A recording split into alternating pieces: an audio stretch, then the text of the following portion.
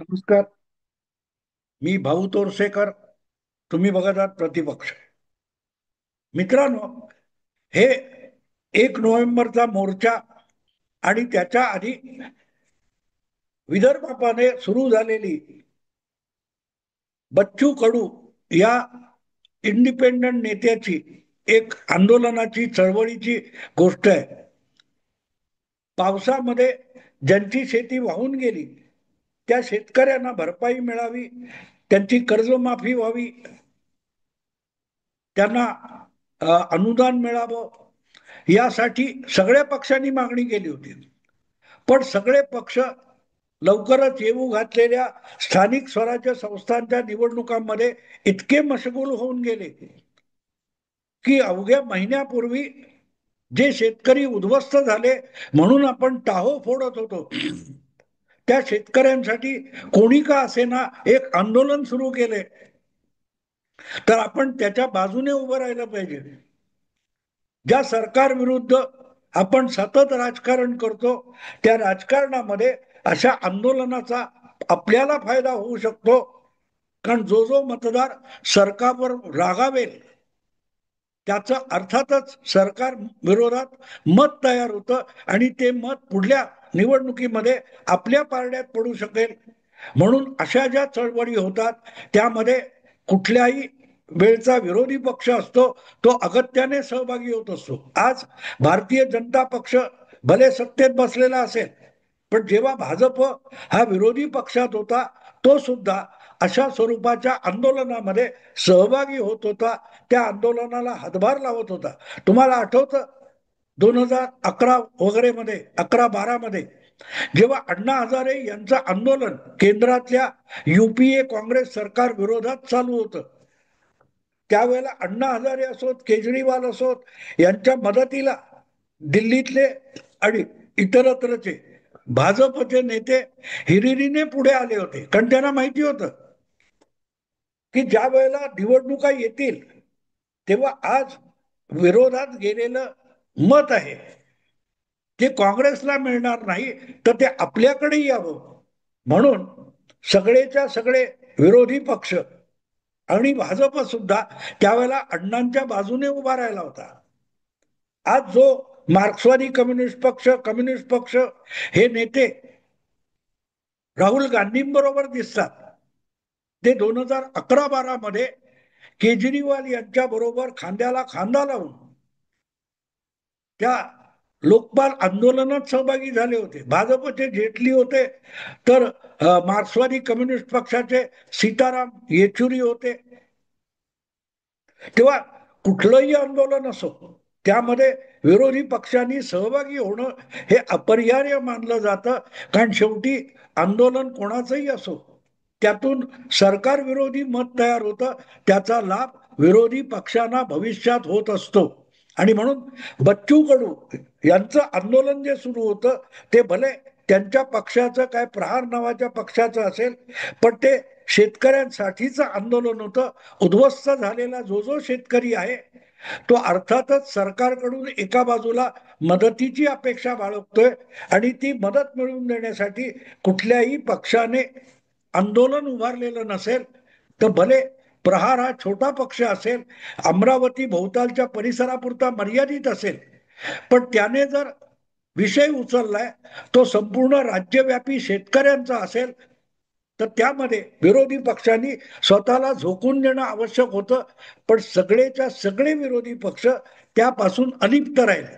नाही म्हणायला मला वाटते ते अजित नवले कोणतरी आहेत कम्युनिस्ट पक्षाचे, किसान महासंघ वगैरे, ते त्यात होते.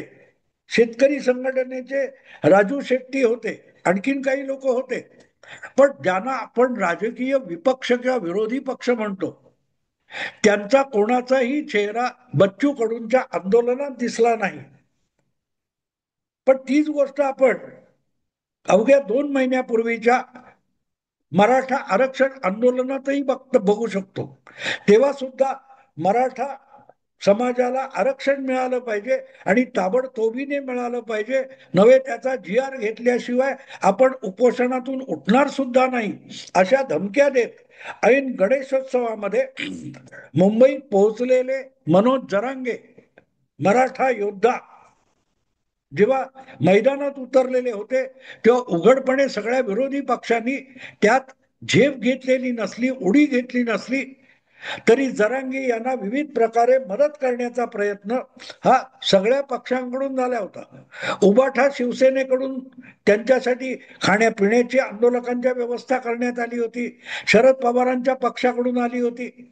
आणि चुकीचं आहे असं मी म्हणत नाही, पण ज्या वेळेला अशी आंदोलनं ही कुठच्याही राजकीय पक्ष आणि संघटनेच्या पलीकडे व्यक्तिगत पातळीवर होतात किंवा छोट्या सामाजिक संस्था संघटनेकडून होतात, तेव्हा एक गोष्ट अजब वाटते की विरोधी पक्ष त्यात आळशीपणा का दाखवतात.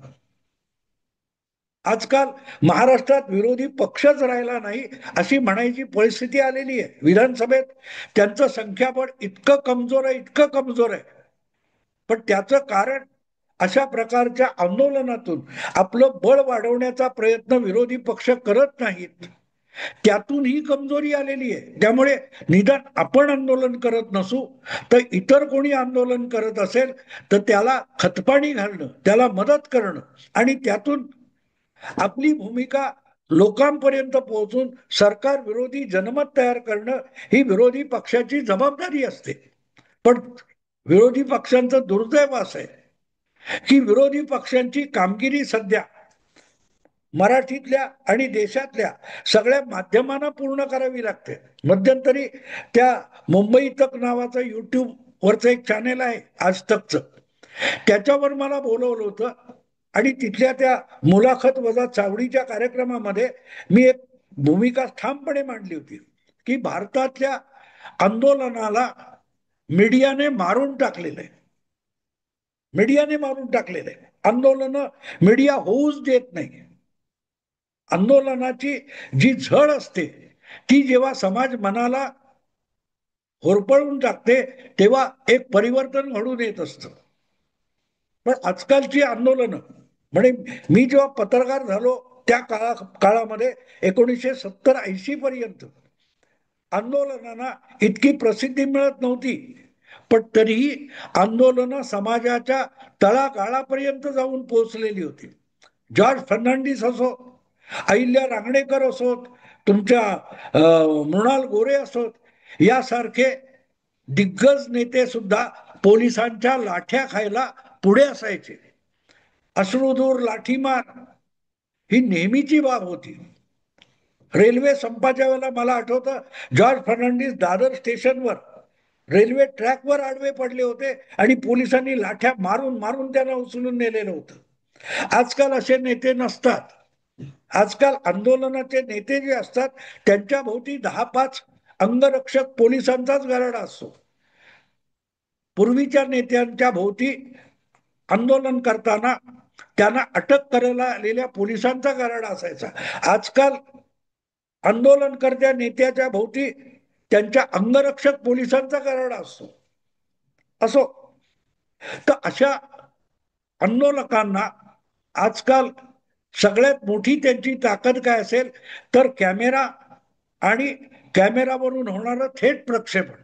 त्यामुळे सगळीच्या सगळी आंदोलन, सगळ्या चळवळी, सगळे सत्याग्रह, सगळी धरणी ही कॅमेरापुरती मर्यादित होऊन गेलेली. मला वाटते एक 2-3 वर्षापूर्वी जेव्हा किसान आंदोलन चालू होतं त्यावेळेला देशाचे पंतप्रधान नरेंद्र मोदी यांनी या अशा लोकांना आंदोलनजीवी असा एक शब्द वापरला होता. आंदोलनजीवी याचा अर्थ असा की ज्यांचं भरण पोषण हे आंदोलनातून होतं. परोपजीवी, परोपजीवी याचा अर्थ इंग्रजीमध्ये त्याला पॅरासाइट म्हणतात. म्हणजे आपण ढेकूण बघतो, मच्छर बघतो, असे जे जीव जीवाणू असतात ते कुठल्या तरी सजीवाचं रक्त शोषण करून, गोचीड, हे लोक दुसऱ्या सजीवाचं रक्त शोषून आपली गुजरण करतात, त्याला परोपजीवी म्हणतात. तो स्वतःचं रक्त पण तयार करू शकत नाही, स्वतःचं खाद्य मिळवू शकत नाही. त्यामुळे दुसऱ्यांचं रक्त शोषण करून आपली उपजीविका करणं, त्याला पॅरासाइट म्हणजे परोपजीवी म्हणतात. नरेंद्र मोदी यांनी परोपजीवीच्या आधारावर आंदोलनजीवी असा शब्द वापरला. याचं कारण असं की हे लोक आंदोलन करू शकत नसतात. आंदोलन करण्याची खुमखुमी त्यांच्यामध्ये असते, त्यासाठी भूमिका नॅरेटिव्ह तयार करण्यात ते एक्सपर्ट असतात, पण प्रत्यक्ष आंदोलन उभं करण्याची क्षमता त्यांच्यामध्ये नसते, लायकी पण नसते. आणि मग असे लोक दुसऱ्या कुठल्या तरी आंदोलनात घुसतात आणि आपण मोठे आंदोलन करणारे, संघर्षमय जीवन जगणारे नेता आहोत अशी आपली प्रतिमा निर्माण करण्याचा प्रयत्न करतात. पण ती आंदोलनं सुद्धा आता अवघड होत चाललेली आहेत, कारण मीडियाने ही आंदोलनं लोकपाल आंदोलनाच्या नंतर इतकी आपल्या ताब्यात घेतली आहेत की आंदोलन हे कॅमेरा पुरतं झालेलं आहे. कॅमेरा चालू आहे, थेट प्रक्षेपण चालू आहे, किंवा नंतर दाखवणार आहेत रेकॉर्ड करून, तेवढ्या पुरता आंदोलनाचा जोश असतो. पण एकदा कॅमेरा बंद झाला की आंदोलन संपलं. 1 नोव्हेंबरला तुम्ही बघितलं असेल, भल्या पहाटेपासून त्या फॅशन स्ट्रीट पासून महापालिकेपर्यंत आणि चर्चगेट किंवा तुमच्या छत्रपती शिवाजी टर्मिनस इथपर्यंत तुम्ही बघितलं असेल की कॅमेरा लावून सगळी चॅनेल वाट बघत बसली होती, आंदोलक कधी येतात. आणि त्यामुळे आंदोलन हे प्रसिद्धीवर निर्भर झालेलं आहे. प्रसिद्धी नसेल, आंदोलन संपलं, आंदोलन मेलं.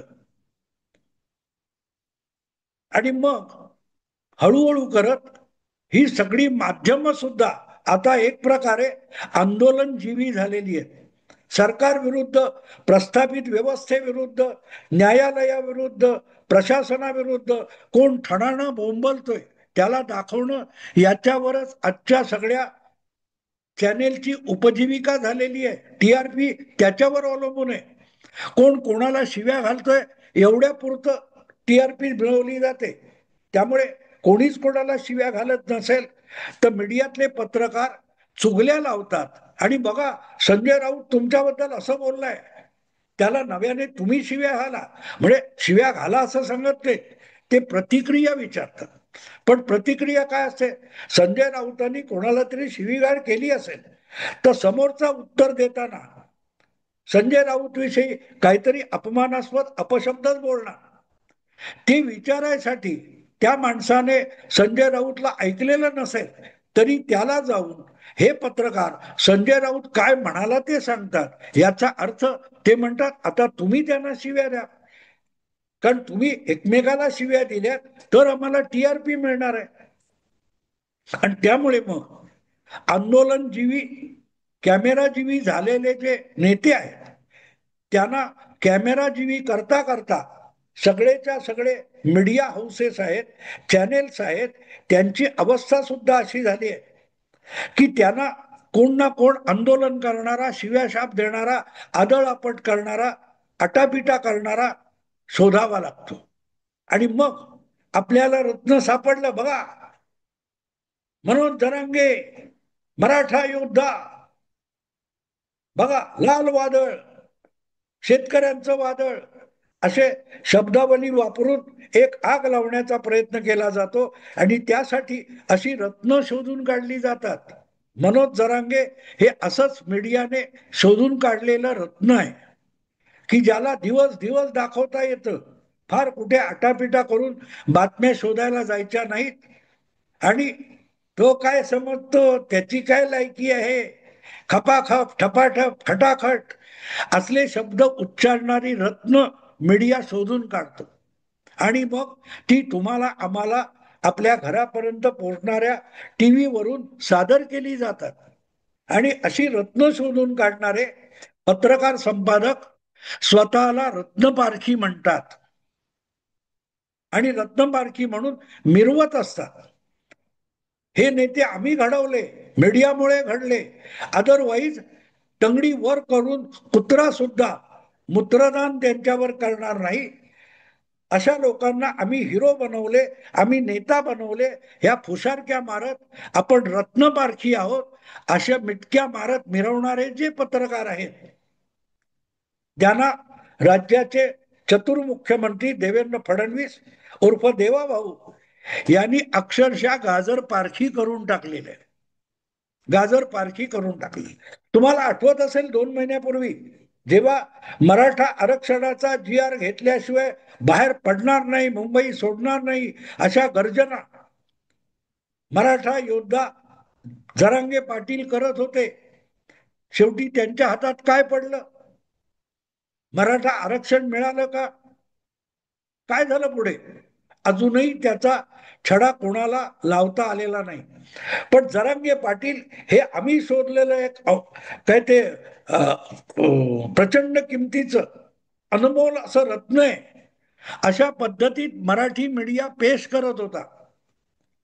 पण एक दिवस 6व्या दिवशी का 5व्या दिवशी मनोज जरांगे पाटील यांनी हायकोर्टाने दिलेल्या मुदतीमध्ये उपोषण सोडलं आणि हातात पडेल तो जी आर घेऊन मुंबईतून काढता पाय घेतला आणि ताबडतोब जे कालपर्यंत हे अनमोल रतन म्हणून जगाला दाखवत होते त्यांनीच हा जी आर किती फुसका आहे.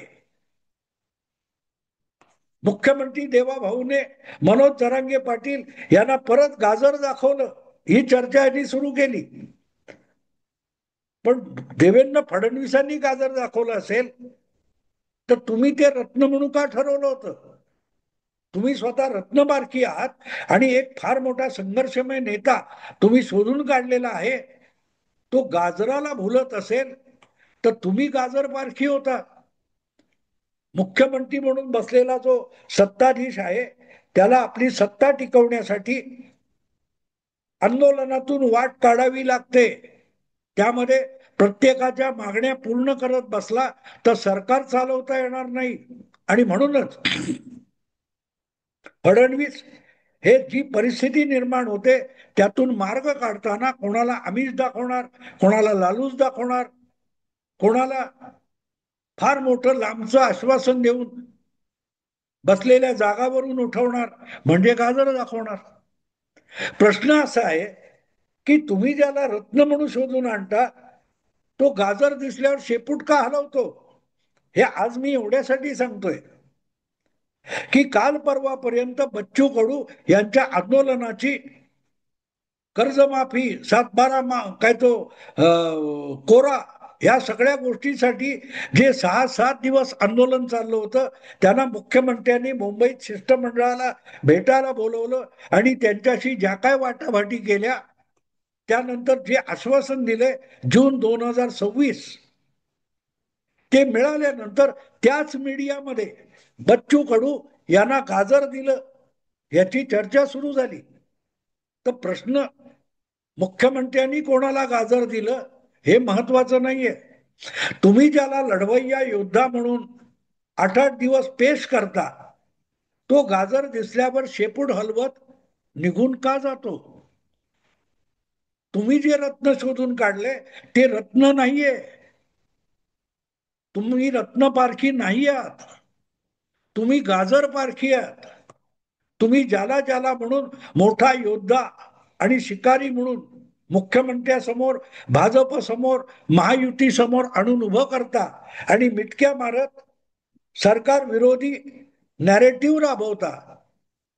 ते सगळे फुसके गाजर दिसल्यावर शेपूट हलवणारे असतील किंवा गाजराला बळी पडत असतील, फसत असतील तर तुम्ही गाजर पारखी आहात. मुख्यमंत्री गाजर देणारच, त्याला सरकार चालवायचं, त्याला संघर्ष नकोय. प्रश्न असा आहे की आता बच्चू कडू यांना मिळालं काय हा प्रश्न जेव्हा विचारला जातो तेव्हा बच्चू कडू यांच्या मागण्या काय होत्या, त्याचं गांभीर्य किती आहे, त्या सगळ्या मागण्या पूर्ण करायच्या तर सरकारच्या खजिन्यात पैसा आहे की नाही याचा साकल्याने आणि समग्र विचार करूनच त्यावर बोलायचं असतं. आगीत तेल ओतलं की आपण फार मोठा प्रकाश निर्माण केलाय असली अक्कल पाजळायची नसते. त्यामुळे जो बिलंदर मुख्यमंत्री बसलेला आहे त्यांनी मीडियामध्ये मिरवणारे जे रत्नपारखी आहेत, यांना गाजराची सुद्धा पारख नाही, इतके के गाजर पारखी आहेत, हेच सिद्ध केलं. या निष्कर्षाप्रत यावं लागतं. कारण आंदोलन करणं आजकाल सोपं राहिलेलं नाही. कारण आंदोलन ही कल्पनाच मीडियाने मारून टाकलेली आहे. लोक चळवळ उभी राहण्यासाठी प्रचंड मेहनत करावी लागते. ती मेहनत करायला जो जो निघेल त्याला प्रचंड वारेमाप नको तितकी प्रसिद्धी देऊन त्याच्यातली ऊर्जा संपवण्याचं काम मीडिया करतो. त्यामुळे आंदोलन, चळवळी ह्या मीडिया सेवी झालेल्या आहेत आणि मीडिया सेवी झाल्यामुळे कॅमेरे बंद झाले, आंदोलन संपतात. रत्नपारखी गाजर पारखी झाले. मित्रांनो, आता इथेच थांबतो. आवडलं लाईक करा, शेअर करा आणि प्रतिपक्षाला सबस्क्राईब करा. नमस्कार.